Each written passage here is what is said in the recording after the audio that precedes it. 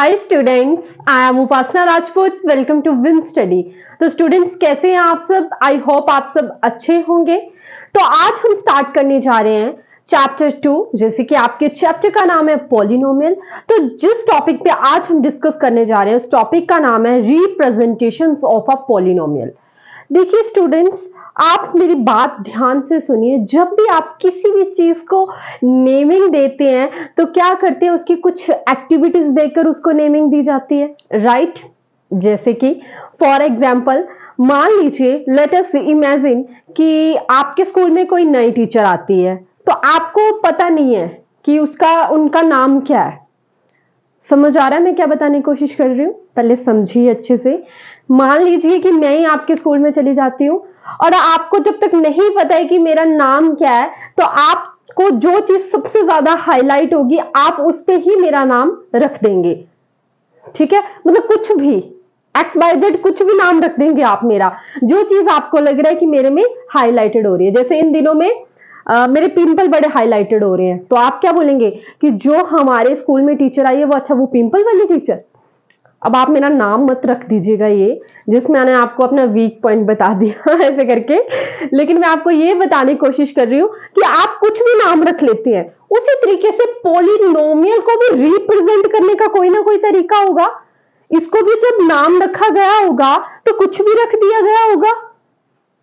फिर क्या किया होगा कि जो जो भी इस पॉलिनोमियल के अंदर चीजें होंगी उनको रखते हुए उस चीज को डिफाइन कर दिया गया होगा। ऐसा ही कुछ हुआ होगा। जैसे मान लीजिए, अब ये क्या कह रहा है, अब आपने अपनी एक्सरसाइज के बेटे क्वेश्चन जितने भी देखे होंगे उसमें आपको ये px, fx, gx ऐसी चीजें दिख रही होंगी। अगर आप एक्सरसाइज के क्वेश्चन सॉल्व कर रहे हैं तो आपने ऐसी चीजें करी होंगी। अब कईयों के माइंड में तो क्वेश्चनिंग आती है कि ये चीजें कैसे आई, और कईयों के माइंड में नहीं आती, लेकिन अकॉर्डिंग टू मी आनी चाहिए कि वाई px ही क्यों। इसका अब देखो, आप इस पे मत जाइए। फॉर एग्जाम्पल मैं यहां पे लिख देती हूं p is equal to 6x³ plus 2x plus 3। तो आप ये इतनी, अगर आपने मान लो ये p लिख दिया, और जरूरी नहीं है आप इसको p ही लिखेंगे, मैं आपको कह रही हूं कि आपको कोई भी अल्फाबेट लिख देना है जो आपको सूटेबल लगे। जैसे आप किसी के, मुझे पता है, सब पता है मुझे, सारे टीचर्स के नेमिंग रखते हैं। It's not a big thing. In fact students की क्या बात कर ले, हमें भी कोई अगर अननोन पर्सन दिख जाता है तो हम उसकी कोई स्पेसिफिक चीज देखकर अच्छा हो ऐसे, जब फिर किसी ने स्पेक्स लगाया, जैसे मैंने स्पेक्स लगाया तो आप बोलेंगे अच्छा वो स्पेक्स वाली मैम, जिस तरीके से कोई भी चीज, ठीक है।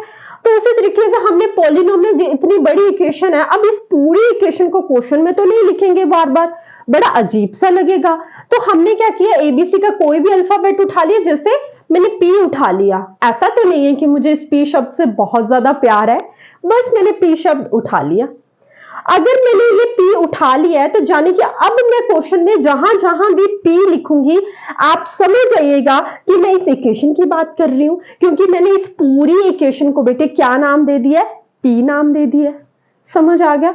जैसे मैं अगर लिख देती हूं जी इज इक्वल टू कुछ भी, मान लो ये सेम इक्वेशन लिख देती हूं मैं, जब चेंज कर लेती हूँ 4x प्लस 2, मान लो मैंने इस बार ये लिख दिया, इसको भी चेंज कर लेते हैं हम, मान लो मैंने 3 लिख दिया, तो इट मीन्स अब मेरा मन किया मैंने इस इक्वेशन को g के अकॉर्डिंग पुट कर लिया है, तो मैं क्या करूंगी, इसको g के इक्वल रख दूंगी, और जहां जहां मेरा ये वाली इक्वेशन का यूज होगा वहां वहां मैं क्या करूंगी, इस g का यूज कर दूंगी, मतलब g लिख दूंगी। तो आप समझ आइएगा कि मेरा मतलब ये है।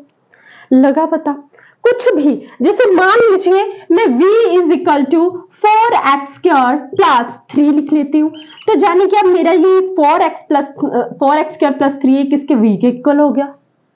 समझ आ गया? मतलब आप कोई भी अल्फाबेट चूज कर सकते हैं। चलो ये कहानी तो आपको खत्म हो गई। अब बात आती है कि ये ब्रैकेट में क्या है। जैसे कि मैंने आपको ये बताया था कि आपके इस सिलेबस में सिर्फ एक वेरिएबल की बात हो रही है, ठीक है। चलो पर मैं फिर भी आपको एक से ज्यादा डिफाइन करूंगी। तो देखो स्टूडेंट्स, यहां पे x की बात हो रही है ना।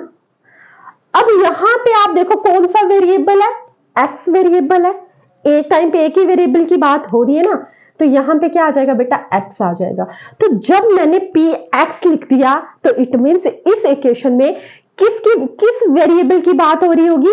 एक्स वेरिएबल की बात हो रही होगी। समझ आ रहा है मैं क्या बताने की कोशिश कर रही हूं? जैसे ये लिखा हुआ है f u is equal to u square plus 1/2 u plus 3। तो पहले मेरा मन किया मैं इसको एफ के इक्वल रख लूं। मान लो ये भूल जाइए आप, ये यू है, मैंने मन किया f is equal to u square plus 1/2 u plus 3 रख लूं। मेरा मन किया मुझे एफ, ताकि आपके माइंड में ये ना रहे कि मुझे पी से ज्यादा प्यार है या किसी और वर्ड से ज्यादा। आप कुछ भी इमेजिन कर लीजिए अकॉर्डिंग टू यू। अब मैं देखूंगी कि मेरा वेरिएबल कौन सा है, यू, तो ब्रैकेट में क्या आ जाएगा बेटा? यू। आपके सिलेबस में एक ही वेरिएबल की बात हो रही है, तो आपको इसी तरीके से सोचना है। जैसे कि p y is equal to 8y square plus 9y plus 2। तो देखो मैंने इस पूरी इक्वेशन को p के इक्वल मान लिया था और वेरिएबल कौन सा था? y, तो इसलिए ब्रैकेट में क्या आ गया? y। समझ आ रहा है? अब बात आती है कांस्टेंट टर्म की। तो इधर देखिए, मेरी बात सुनिए।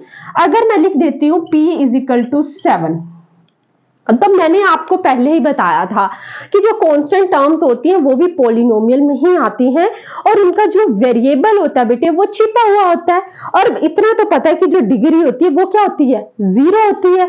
और जिस भी चीज की डिग्री 0 हो तो आंसर 1 आता है। और 7 को अगर 1 के साथ मल्टीप्लाई करेंगे तो वो 7 ही रहेगा, या और भी कोई भी कांस्टेंट टर्म है तो वो वही रहेगी, है ना? तो मेरा मतलब ये है कि जब तक मैं इसको लिख रही हूँ p इज इक्वल टू 7, तो जाने कि जहां जहां 7 यूज होगा वहां वहां मैं p कर सकती हूँ। लेकिन अगर मैंने लिख दिया px, मान लीजिए मैंने ये लिख दिया px, तो आपको ये चीज माननी ही पड़ेगी कि इसके साथ जो वेरिएबल होगा वो भी क्या होगा? x, और उसकी डिग्री 0 होगी। ये तो हमें पता ही था। देखिए वैसे तो हम कांस्टेंट टर्म के वेरिएबल्स का पता नहीं लगा सकते, लेकिन अगर आपको कंडीशन दे दी गई, अगर आपको क्वेश्चन में दे दिया गया कि px इज इक्वल टू 7, तो आपके माइंड में ये चीज आनी चाहिए कि अगर px इज इक्वल टू 7 है तो हमें ये इनडायरेक्टली ये बताने की कोशिश कर रहा है कि इस कांस्टेंट टर्म का जो वेरिएबल है वो x है। बाकी डिग्री तो 0 होगी, वो तो हमें पता है। जैसे जस्ट लाइक मैंने लिखा g y is equal to, देखो g is equal to 9। I don't know कौन सा वेरिएबल है भाई, हमें तो नहीं पता। अच्छा ठीक है, आप 9 भी रहने दीजिए, मैं इसको 6 मान लेती हूँ, ठीक है? तो g इज इक्वल टू 6 नहीं पता, लेकिन अगर मैं ब्रैकेट में y लगा देती हूँ तो आपको ये चीज समझ लेनी चाहिए कि जो इसका वेरिएबल है वो क्या है बेटा? y है। जैसे ये लिखे जी y is equal to 9y, तो इट मीन्स जो वेरिएबल है वो कितना है? y है। और g तो आपने 9 के अकॉर्डिंग पुट किया ही है। समझ आया मैं आपको क्या बताने की कोशिश कर रही हूँ? तो इसीलिए किसी के मतलब हर किसी के जो नाम होते हैं वो तो होते ही हैं भाई, पर मैं आपको मतलब मैंने देखा बच्चे क्या कर लेते हैं, क्रैम कर लेते हैं, पी एक्स एफ एक्स मान लेते हैं। जी मान लिया, ऐसे कैसे मान लिया? ऐसे तो आप मुफ्त में तो आप कुछ नहीं मानते, आपको हर चीज के बारे में सोचना चाहिए। इसी तो लिए तो मैंने लिखा how and when to use. आप यूज कैसे करेंगे, लगा पता? तो इस तरीके से आपने क्या करना है बच्चे? पॉलिनोमियल को रिप्रेजेंटेशन करना है, ठीक है? तो मेरी थोड़ी तबीयत खराब थी तो मैं तो आपसे पूछना ही भूल गई कि आपकी होली कैसी गई होली कैसी गई? अच्छे रगड़ रुगड़ के रंग लगाया आपने एक दूसरे अपने दोस्तों को या नहीं? और हो सकता है कि आपके असली और भी कईयों के जो रंग है वो सामने आ गए होंगे। होते हैं ना, होते हैं, रिश्तेदार भी होते हैं जो है ना। चलो, सबका क्या तरीका अलग अलग होता है, नहीं? खैर छोड़िए, ये तो मैं जस्ट किडिंग करी हूँ। घर पे बोलेंगे टीचर हमें भड़काती है ना, ऐसा तो कुछ नहीं है। बट मेरा सिर्फ ऐसी चीजें जो भी मैं आपके साथ डिस्कस करती हूँ, फर्स्ट ऑफ ऑल मैं तो आपको अपना ही मानती हूँ और हमेशा मैं आपको ये एडवाइस दूंगी कि आप फर्स्ट प्रेफरेंस स्टडी को दीजिए।